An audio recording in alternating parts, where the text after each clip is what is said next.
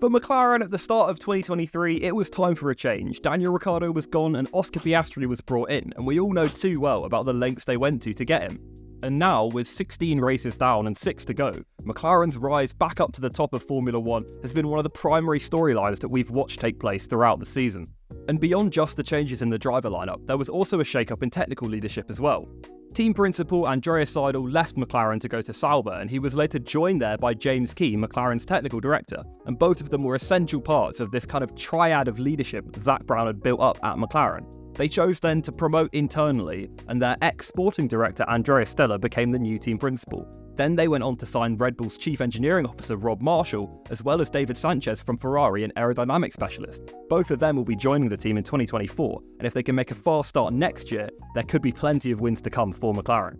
So if you think about where the McLaren technical package is now, this is what those new leadership staff will be inheriting for 2024, giving them a strong foundation to build off. And that was one of the key things that Adrian Newey noted was really important for Red Bull, giving a strong foundation for the developers to build the car on top of.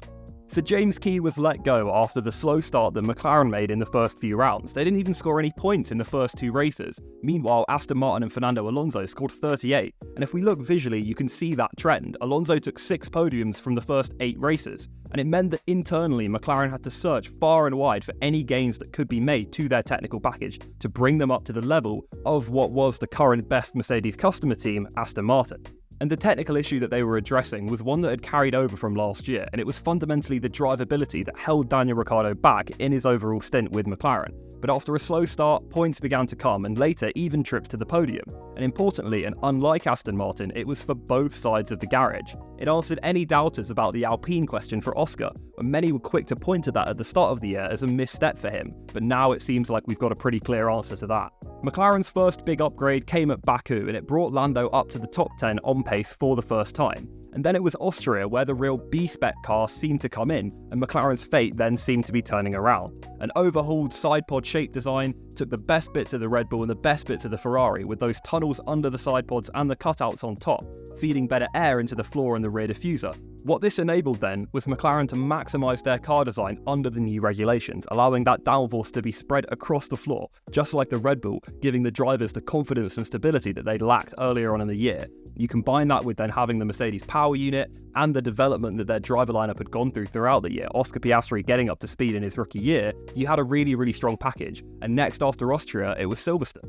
At Silverstone then, Oscar Piastri got access to the B-spec car that Lando had had the race before, and Lando also got another new front wing, meaning that McLaren were pushing the upgrades through fast, maybe at the cost of reliability or durability, or the potential that they might not work, but taking those risks and then getting them right when you do take them was both a big gamble and an important risk for McLaren to take, but they got it right. If you're going to rush it through and get it right, it's going to have the best possible outcome. You're not going to lose time, you're going to get a jump on your rivals. That's exactly what we saw. Lando Norris at Silverstone with this upgraded car was only 2 tenths behind Max Verstappen in Q3, and Oscar Piastri only a further single tenth behind that. Then in the following race, Lando Norris even led for a few laps, which really ignited the British fans, and they ran 2-3 for the majority, until an unlucky safety car put Oscar Piastri into 4th instead of 3rd. But still, it was a huge points haul, and the start of where we see this uptick in form for McLaren, them chasing down Aston Martin. The points haul at the British Grand Prix then moved McLaren ahead of Alpine, a team that had beaten them last year, and they continued the form in Hungary where Lando Norris finished 2nd again. The only thing that was broken now was not the car, but Max Verstappen's podium trophy.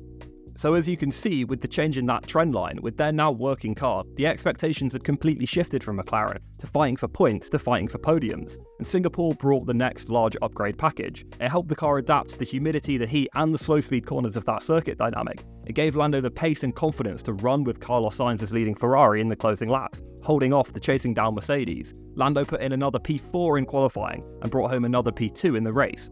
Oscar Piastri couldn't quite do the same in qualifying because of his lap getting interrupted by Lance Stroll, but he managed to go from 17th on the grid to P7, showing that the skills needed to perform well in high pressure conditions, to manage the tyres, to overtake despite dirty air, all really key skills that young drivers need to develop in Formula 1, were firmly within Oscar Piastri's bag of tricks.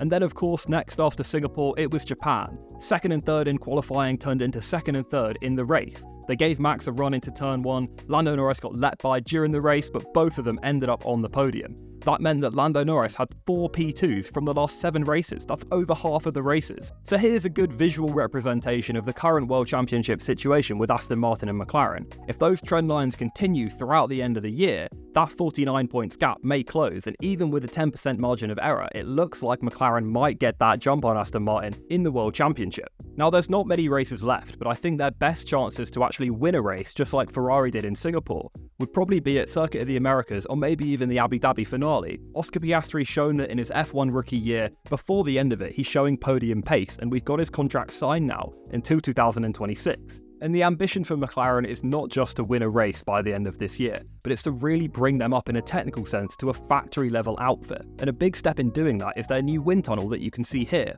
Since 2010, McLaren had been renting out Toyota's wind tunnel in Germany, but now they've got a new on-site one in the Woking MTC factory that is complete and ready to run for next season.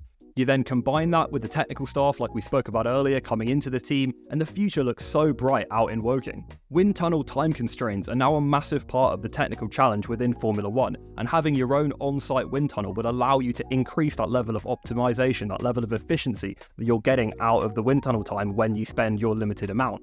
Also, you've got the factor that Oscar Piastri and Lando Norris are both now scoring points and podiums. It's a 2-person attack compared to Aston Martin's 1.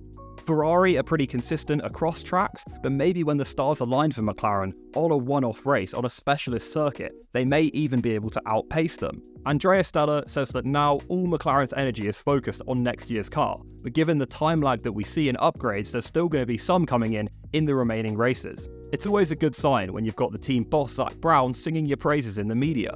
Brown said during the Japanese Grand Prix weekend that it's the same people that produced the car in Bahrain that are producing this great racing car now. I think you've got to give a lot of credit to team boss Andrea Stella and his whole leadership team and his leadership style, because he's unleashed the awesome talent that we've had in the factory. On that basis then, I'm going to be optimistic and say yes, but let me know in the comments what you think. Will McLaren be able to win a race this year? If we see the trend line continue into next season, plus the new technical leadership can get those drivability issues sorted out, championship contention could be on the cards for McLaren for the first time since the V8 era. Either way, thank you very much for watching. Subscribe to this channel for more F1 coverage from me and the team, and check out crash.net for coverage across the motorsport world.